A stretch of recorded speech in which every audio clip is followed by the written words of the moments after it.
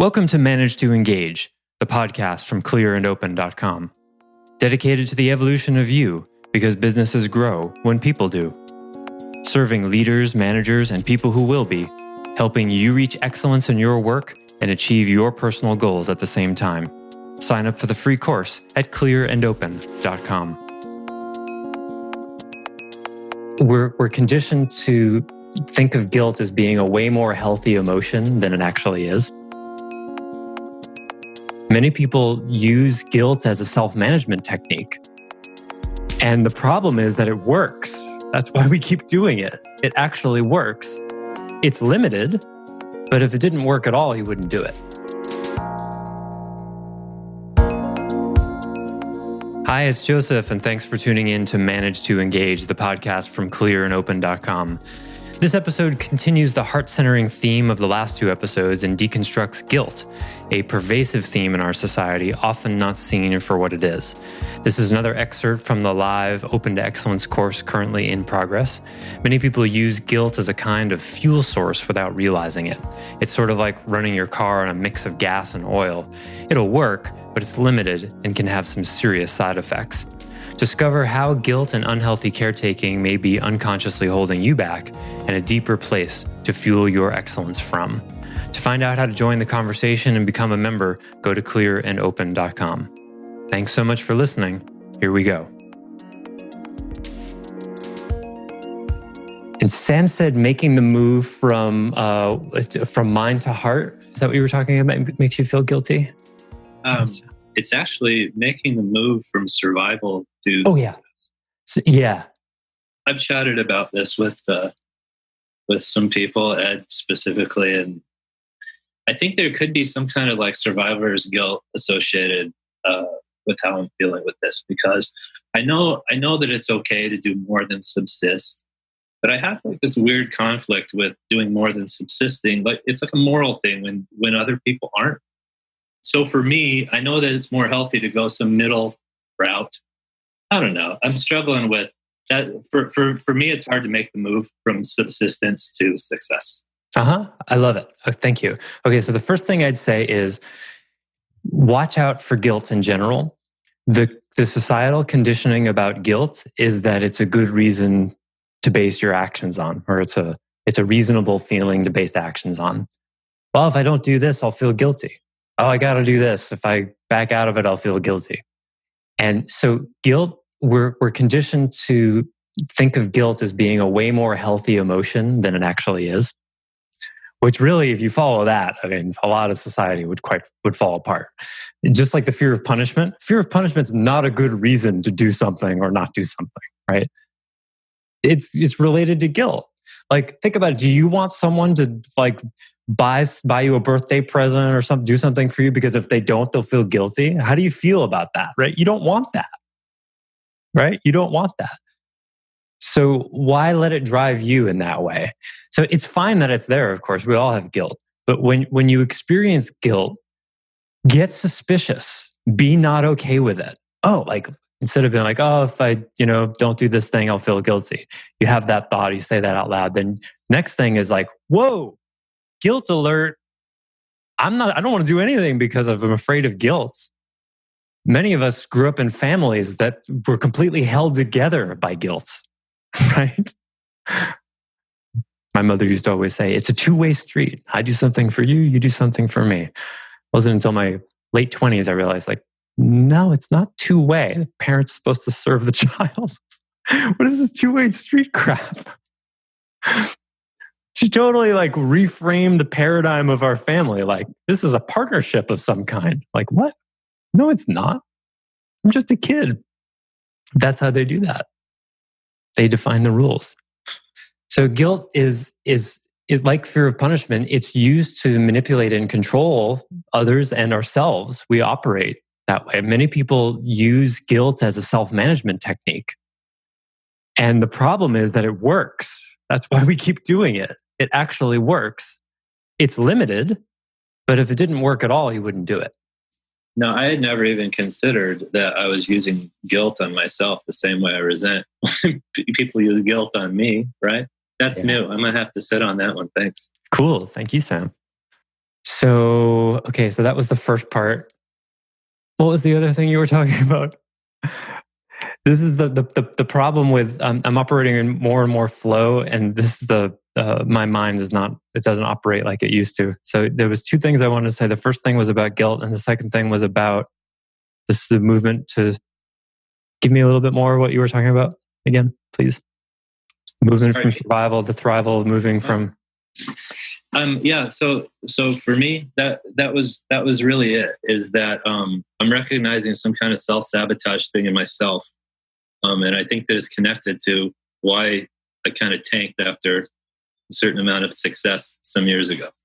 You know, I was quite successful in business and whatever, but I think there's a self-sabotage element in there. Yeah, that's good to know. It's good to notice. And so, what I wanted to say when you were talking before was about the cup runneth over dynamic, also known as the put your oxygen mask on first before helping those around you. Yeah. Okay. That I would love to hear about. Yeah. So, guilt is related to caretaking, because when you feel guilt, when you feel motivated to do something out of guilt, you're basically caretaking someone. Well, you know, for people who are big caretakers, dealing with the guilt of pulling that back is very difficult for them. But another part of our conditioning is like, if you're doing quote better than someone else, like that's somehow not okay. Or it's like the same way, like we hardly ever talk about how much money we make. This is like considered impolite, it's taboo, because it immediately invokes this idea of comparison. So like whatever success you're enjoying or success you're not enjoying has absolutely nothing to do with anyone else. Each of us is on our own path. And if this goes all the way back to this very old Protestant idea, the Calvinist idea, where somebody cooked up this idea is like, well, the more successful you are, the more God likes you. I wish I could have been in the room when they cooked that one up. Well, the rich people with all the power, they're just, looked upon more favorably by God. That's why we get to enjoy all this. Oh, right. Okay. Which is the basis of capitalism, by the way. That's where that came from. Really, really interesting. And now it's been separated from the church, but in a subtle, unconscious way, it's no different. I think there are multiple layers to that too. If you look at the survivor's guilt, like I just looked at my goals for this, and their survivor goals. There isn't the other side of the blade. Even though mine might be seemingly aspirational, like, save more money for retirement, be prepared for kids' college, do things that are very logical and forward thinking and responsible. There isn't a single goal on my list that is open ended or allows for the universe to guide me somewhere. Mm-hmm. It might be a more, maybe you have the survival level, and then there's like the next level that isn't like quite survivor's guilt, but there's some sort of a lack of reaching for whatever that unknown next layer is. Mm-hmm.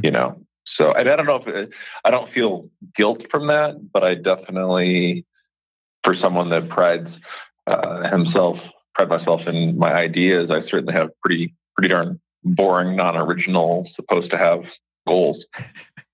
But I want to say a little bit more about the cup runneth over thing that Sam brought. I mean, I think it's a general sort of feature of the path of excellence, perhaps. I have a friend who grew up in schools in Denmark, and Denmark is of course one of the most socialist countries on the planet, and amazing in so many ways. There's a lot of really stunning benefits to that way of looking at things, but it's not all rainbows and unicorns.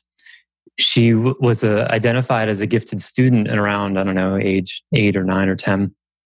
And the way the schools were done then, I don't know if they do it now, but what they did was they selected gifted students. They would do testing or whatever, and they pulled her out of her class and put her in a group of less than gifted students, Whereas, so in the States, typically the kind of thing that would happen if you identified as a gifted, oh, you're gifted, let's put you in a private school, let's put you among other people like you.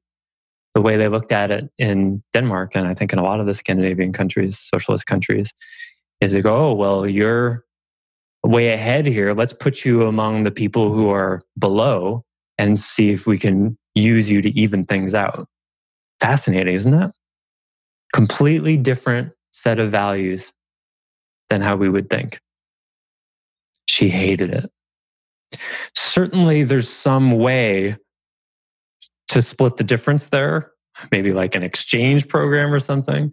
Because a kid who is ahead of their time needs to be around people who are like them, at least some of the time. Guess what issue she grew up with dealing with that was really difficult? Starts with a C. Guilt. What? No. Guilt and Caretaking? Yep. She had it in spades. Because even at age 8 or 9, she somehow got that most of the kids in that class were somehow her responsibility. That was how it was framed, after all. So as an adult, she was processing this experience. Yeah, horrifying in a way. Now, did it help the other kids? It's a really interesting question. You know, you could spend months in a think tank trying to solve this, how to mix kids up. There are negatives to having everyone mixed up, randomly. There's pros and cons all around.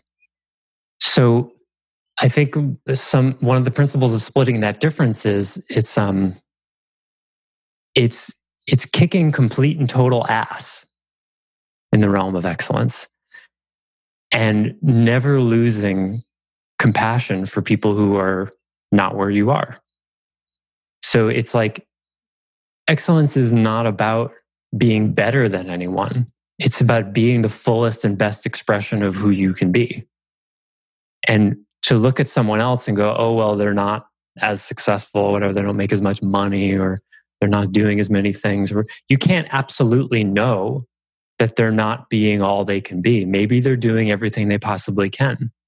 Maybe they're achieving excellence according to their capacity. And that's really what it's about. It's about excellence as a function of pursuing the fullest expression of your capacity. Because you all know, like in school, we have this expression, they're not applying themselves, right? You're not really applying yourself. What does that mean? It means they see this gap between your capacity and your performance. Your capacity is yay high and your performance is here. It would be really good if they could somehow grade people on that gap. That's not really how it is. I did really well in high school and I didn't work very hard for it. I should not have gotten the grades that I did. Wasn't fair because it was easy.